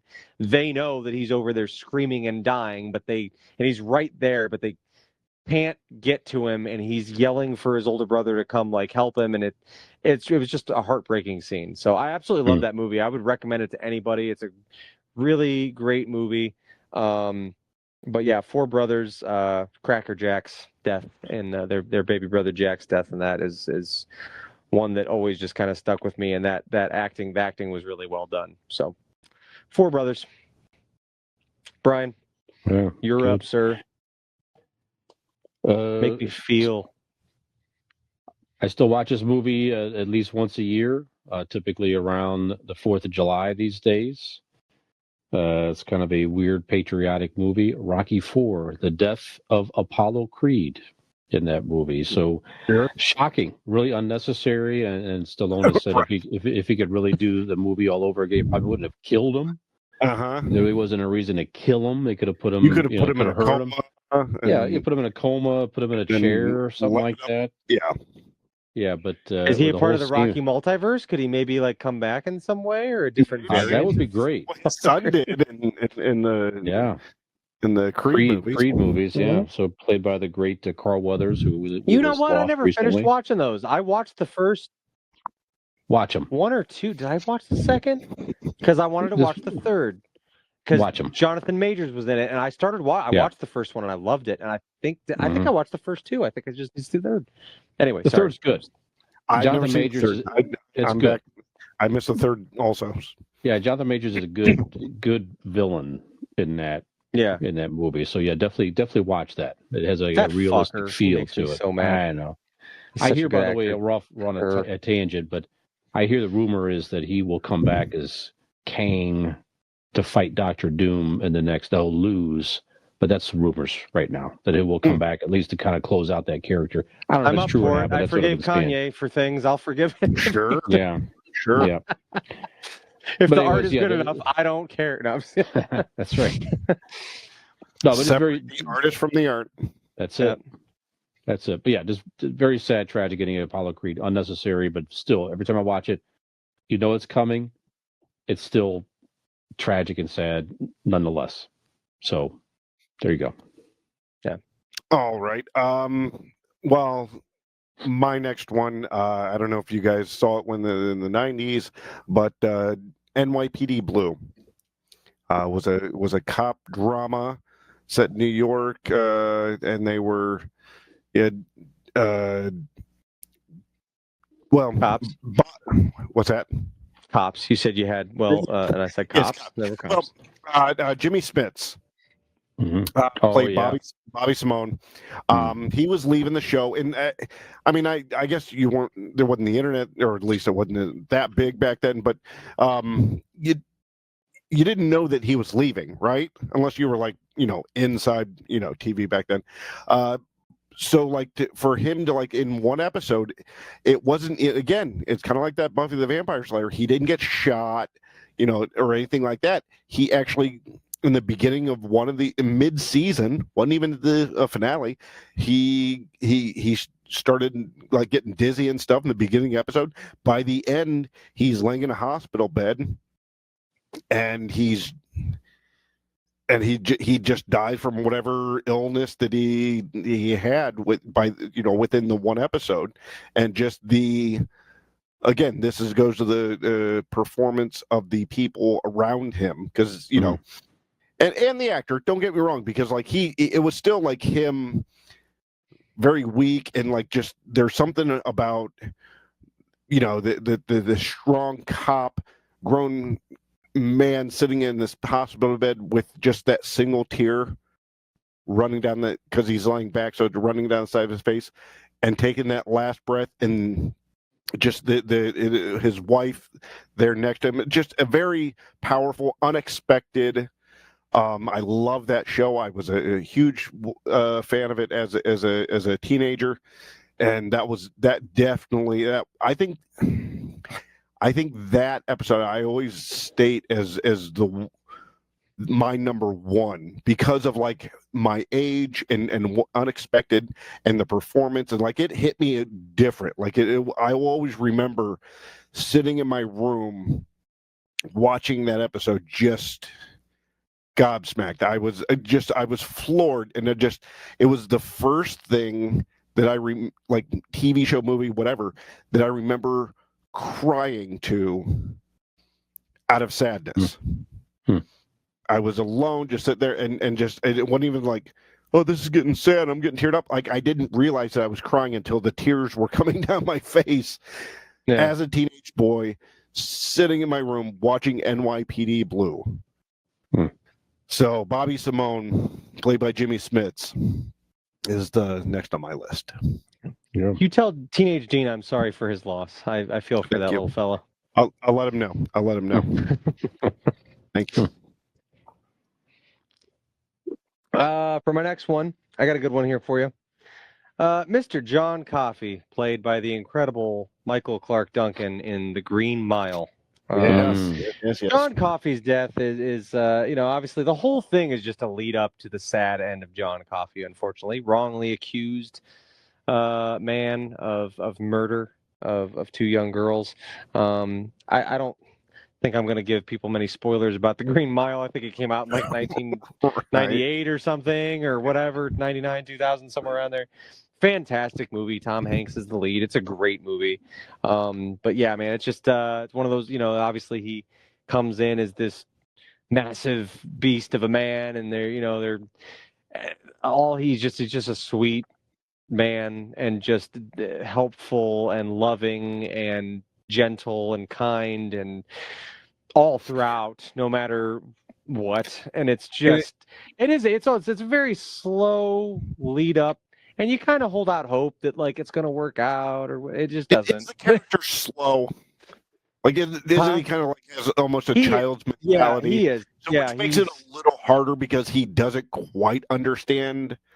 Right. So, that puts flair to it. He's true. Yeah, I mean, he's was born into slavery, and is like whatever, and is just like you said, it's like the mind of a child, where he doesn't, I don't think, even grasp the weight of what is happening, or that he's in prison, or he's going to be put to death, and it's a long, slow march to a tragic end. But John Coffey's death was, I mean, I was probably, I don't know, middle school age, say about when you're LAPD Blue one, kind of thing. Yeah. And it's just such a sad movie, and a brilliant performance by the late Michael Clark Duncan. So John Coffey's death in The Green Mile. It is, yeah. All right, Brian. Han Solo. Sure. Han Solo in The Force Awakens, like, you knew that Harrison Ford wanted the character to be killed, and you saw the scene, and you thought that this is kind of a harrowing moment for Han Solo and Kylo Ren. Like, maybe he'll be able to reconnect with his son there, whatever, and just kind of the shock that Kylo Ren just kills him with the lightsaber, throws him over the bridge. It was like, God, such a tragic death of a really one of the best characters in the entire Star Wars universe then, and still probably now. So not the way I wanted to see Han Solo go out. So I guess that was part of the point, to shock you and show you the really tragic fall of his son. Yeah, really. And the whole arc was just weird. The greatest... I don't think it was for nothing. Yeah, really. That's true. I don't think it was not intended to be for nothing. From my understanding, it was intended to. Kylo Ren was never supposed to be redeemed. Yeah, Kylo Ren was supposed to be like evil motherfucker. Certainly would have been better that way. Yeah, right. So I think that sacrifice is like a professional wrestling match where the good guy finally gets beat and leaves, but it makes that bad guy so much hatred towards him. And Yeah. I think that was what was supposed to happen, but unfortunately didn't. But I was going to I say think it perhaps was the greatest meaningful. tragedy of that was that they wasted his death on that's true. not following through with what Kylo could Made have it work. been. Yeah, That's right. Made it worse. You're right. Yeah. Yeah. So Han Solo definitely a tragic character. Dean. All right. For my last one on my list, but it just came to me, and I want to do a callback, and you famously said that I get off topic anyway. Richard Belzer. Richard Belzer Oh yeah, is yeah. the guy from Law and Order who has the most crossovers in TV. Richard Belzer. God I'm damn still pretty sure it's Yeah. Boner though. No, he has a boner. Well, actually, he's dead, so it's like Oh. Rick Mortis might have set in, so Yeah. he might have a boner still. I don't know. Nobody ever said that we didn't do obituaries in a interesting fashion. That's Mhm. true. That's right. All right. So for my last one, I'm going to go off one of Brian's picks. Well, at least the movie franchise. I'm going Rocky. Mhm. I'm going Mickey. Yeah. When he gets pushed, like you could tell he was starting to have the heart attack. He had a little sign start the movie. You go back and watch, like there were signs leading up to that push from Clubber Lang. But with a beaten and pulverized Rocky, knowing that that's why he lost, and coming back and holding him, and the sweat and the tears, and landing on Burge Meredith's face, it's just such a sad scene. Yeah. Talk about a beloved character through the first 2.5 movies. Sure. To lose him, So Mickey is the last on my list. Rocky movies. Rocky 3 to be exact. That death made sense in that series. That really made sense for many. Yep. Yeah. It's sad, tragic, but he came back as a ghost in episode 5. So I think that's right. Yeah. He did. He sure did. Like a Force ghost? Like sorta. So dumb. How Beat is that it? Tommy kid on the street. Yeah. Get Anyways. up. How is it? Because Mickey loves you. How is it I've never seen a Rocky movie, but I remember the death scene of Mickey? I don't why do I know that? It's one of those when they show different famous scene from movies, they will show that. Okay. It was such a powerful scene, and like Brian said, necessary in the movie. So that's probably why you remember it. Yeah. Okay. Yep. Okay. All right, I'm going to finish off here with a complete unknown. I don't think either one of you guys have ever watched the show. I don't think a lot of people watch the show. I don't think you've named a show that I've watched, actually. You've seen The Lion King. You've seen The Green Mile. No, I don't think a lot of people watched it, and that's why they didn't make a second season, which really upset me. But I'm a big Sean Penn fan. He's my favorite actor. And he was on a Hulu original show called The First, in which he was an astronaut, and it kind of dealt with it was a drama series about his life here on Earth and preparing on his next mission or whatever, and but also like he was raising a teenage daughter, and the mother had passed, and as the story progresses and as the season progresses, you unfold a little more about she died, or he offered and she passed. She died. Nobody passes on Sean Penn. That's a pretty cut fella for his age. He's pretty good shape. He's a good looking dude, But no, he so anyway, as the season goes on, you get little snippets of flashbacks of him and his wife who has passed, and it slowly puts together the story. It starts from their fun when they met and whatever, and having their daughter and raising her, and then as the time goes on, you see her in these flashbacks slip into. She has these, it kind of progresses over time, but she slips into a deeper and deeper mental illness, a depression. And there is a scene when it finally shows how she dies that Knife fight. like Dean, you had said before, just fucking hit me different. I just didn't really see it coming that way, and it was so. I don't know what the word to describe it was. It was just so. It caught me off guard. What happens is she stops taking her medicine, and she's, her daughter's there and understands that she's having a bad day, and she's like, "Mom, you haven't been taking your medicine." Next thing, she's on the phone with the doctor, and they live across the street from this like river, and she literally walks out their front door in as like a zombie in her bathrobe, and while no one's paying attention, just walks out the door across the street and into the river. And her teenage daughter's on the phone with her doctor. And she looks out the window and sees her like walking into the river across the street. And she just goes and like drowns and floats away like in front of her. It was such a surreal scene. And it was very, I don't know, it just hit me different. It was just something I'd never seen. And watching her daughter like cry and scream for her and like go and try to grab her body out of the river. It was just so fucking like, I don't know. It was a really good show. I really liked it a lot. It was, like I said, it was kind of, I guess maybe it was a little. Did she run into the river to get her, or did she use like a fishing pole? Once she ran into the river to and she's in her pajamas and like trying to fish her mom out with the, it's just it was really, it was a weird scene, but really like the acting was really well done, and the girl who I don't know who played the teenage daughter in that show, but she was fantastic, and Sean Penn's great in it. It's still on Hulu. Like I said, it was a Hulu original. They only made one season, but you could tell they planned on more because the groundwork they laid with the storyline was pretty in depth. But she was supposed to come back still as a bums me Force out. Ghost. Yeah, right. She was going to do the Mickey thing, Go out to space, kid. I love you, But he didn't. It didn't make it that far. Yeah, that's But, space, you son of a bitch.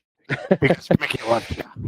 But yeah, I saved that one to last because I figured I don't think we've ever talked about it before. I don't imagine you guys have ever seen that show. But yeah, I think it was like 2016, 2017. But yeah, it was a great show. It was just really well done. So anyway, that's mine. Honorable mentions, Brian? Honorable mentions? Brian's got a last one, right? No, I went through mine. I did my five. Honorable mentions. You want to do rapid fire? Or? Yeah. Yeah, it's probably best. Okay. Boom. So Brian, honorable mention, go. Yeah, Doc Holliday, Tombstone, Val Kilmer. It's a very sad scene with two men, losing a good friend. Again, the tear going down the side of the thing. Very sad. And the booklet, my friend Doc Holliday, just very sad. It gets me. I tear up every time I watch it. Absolutely. You're going around your whole list. No. Go ahead. No, do yours. Okay. All right. Go. The dog. Fuck you guys. I'm going. No. The dog in I Am Legend. The look on Will Space when he has to kill his own dog. Yeah, right. Yeah. It's got a fucking zombie dog. Mm-hmm. That eats me up every time. That's just sad. Fuck you. And that dog would eat him up if he would have. Easily. Got to do it. Yeah. I'll give you a dog one, and the only reason it's an honorable mention is because it's actually not fictional because it's based on a true story. But Marley, from Marley and Me, it's sad every time. You go through the whole story of the dog and the family, and you see the dog's life unfold as this family grows, and then they gotta put him down, and it's very sad. But not fictional, really. Marley is a real dog. That'd be sick. I'm pretty sure Gizmo is. Gizmo, I've talked myself into that Gizmo will live forever. So good luck with that one. Yep, thank you. Brian? Shocking from the last Daniel Craig James Bond movie. Fucking James Bond died. I couldn't believe it. Sure. No Time to Die. I'm like, Allie and I were watching the there theater. was. Yeah, sure was. He just got, he fell in love. He had a daughter, and they killed him off. And Allie's like, he's dead. I'm like, they're not going to kill James Bond. They can't kill James Bond. And then I was at the credits. I'm like, Jesus Christ. Well, that was stupid. What? I mean, obviously, James Bond will return when they iron it all out and everything. Right. But yeah, it was why? shocking, Wait, what? You can't. It was a shocking end to that movie. Yeah, crazy. All right, Dean. All right, next one from Endgame, Spider-Man. there's nothing like more panicky about that. Yeah, when he sad. doesn't understand what's happening, and he's begging Tony to help him, and he's scared, and like just that quick panic scene. Yeah. I almost put that on my list, but he didn't die.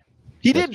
You're right. He comes back. True. He didn't. He Yeah. disappeared for like 7 years, but he didn't die. Yeah, right. It's honorable mentions because it wasn't quite the death.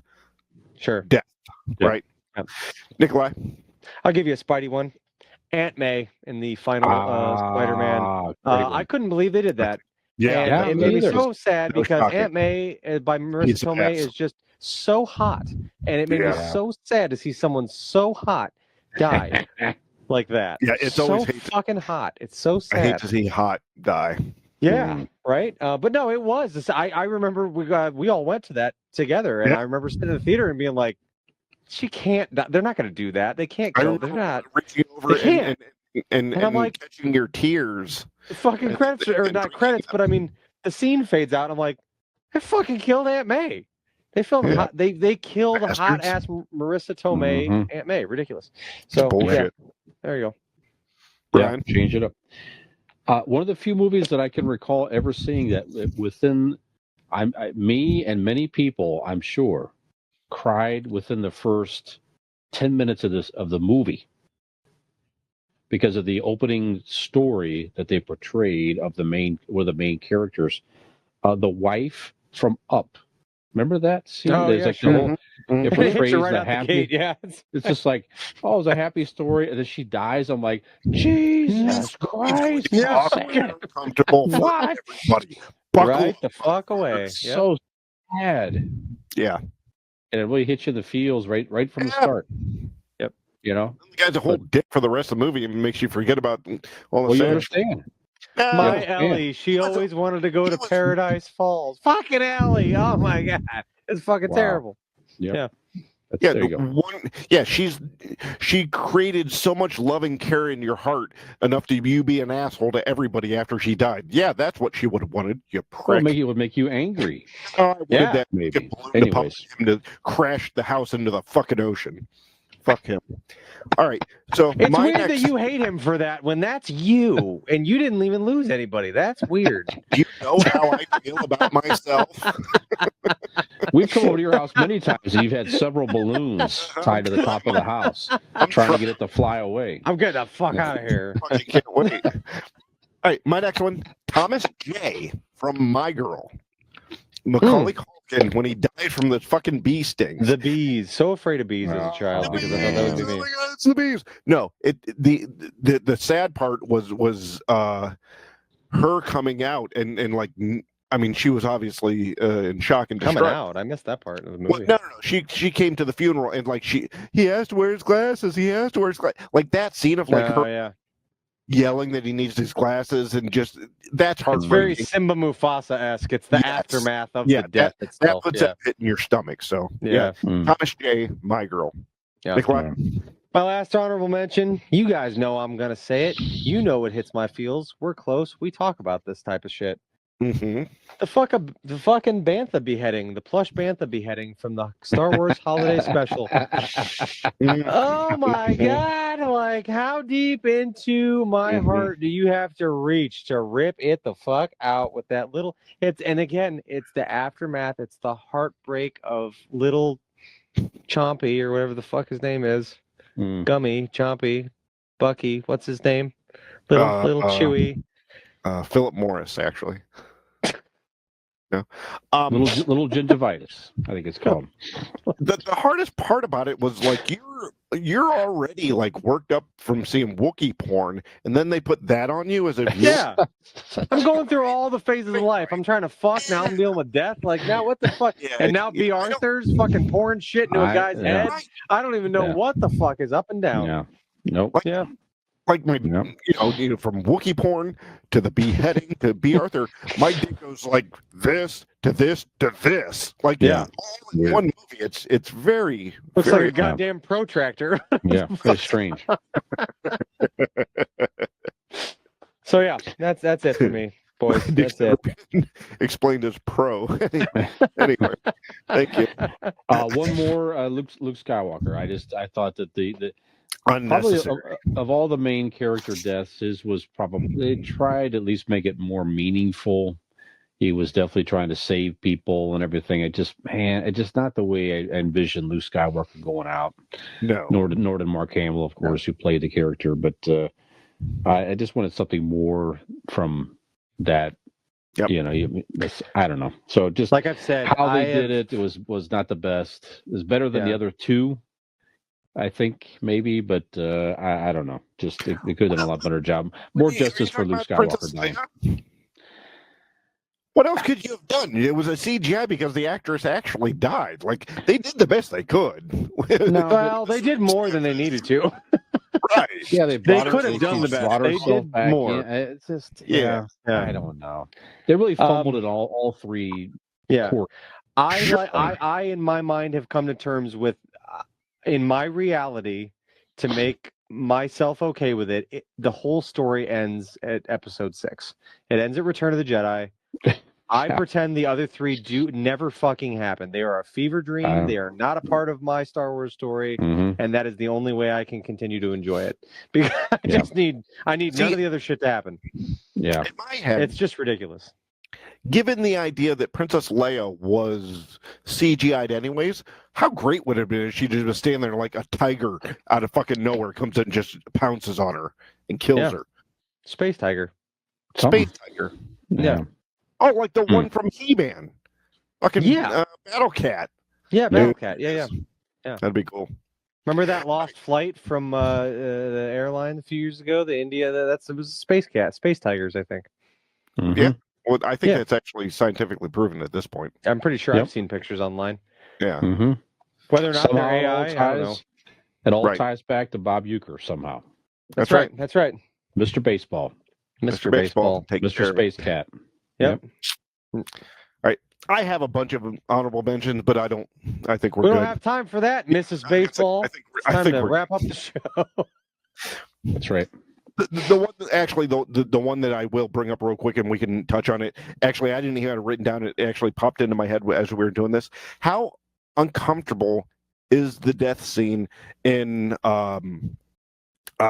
shit? What was the war movie? Steven Spielberg. Saving Private Ryan. Close Encounters. Saving Private Ryan. When he's when he's getting stabbed in the heart by the German guy, and it's slowly going into it, and like the other guy's watching from like around the corner, not doing anything, and he's like, the Germans up there. It's like the camera's so just right in there to their faces, and the knife slowly going into his heart, and the German guy's like saying something in German that you don't understand. Ich liebe dich.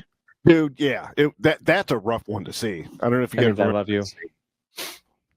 I deeply believe to you too. Well, Hasta Blanca.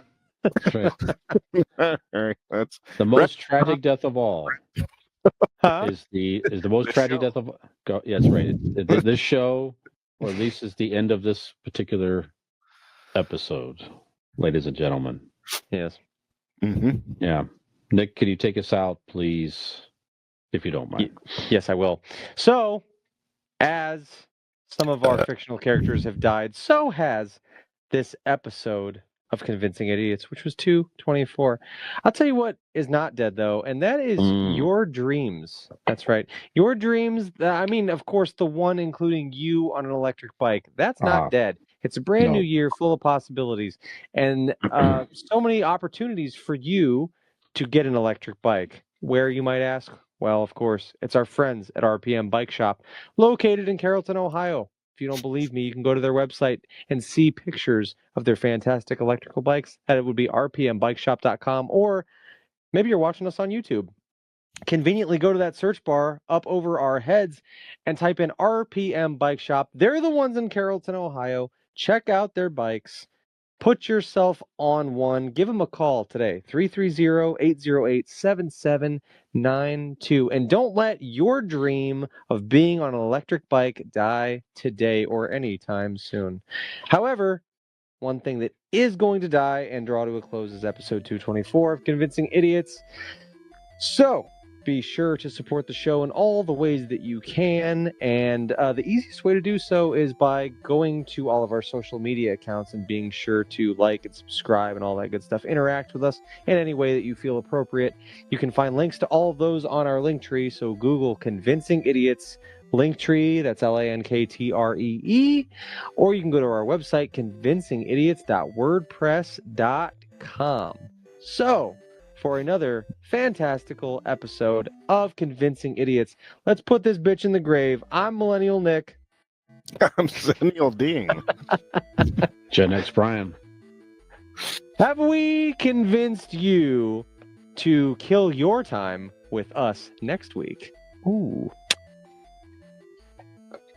Maybe we talk about zombies. It's Maybe. the circle. Of life. Hey, Dean with Convincing Idiots. Brian and Nick here. Like and subscribe.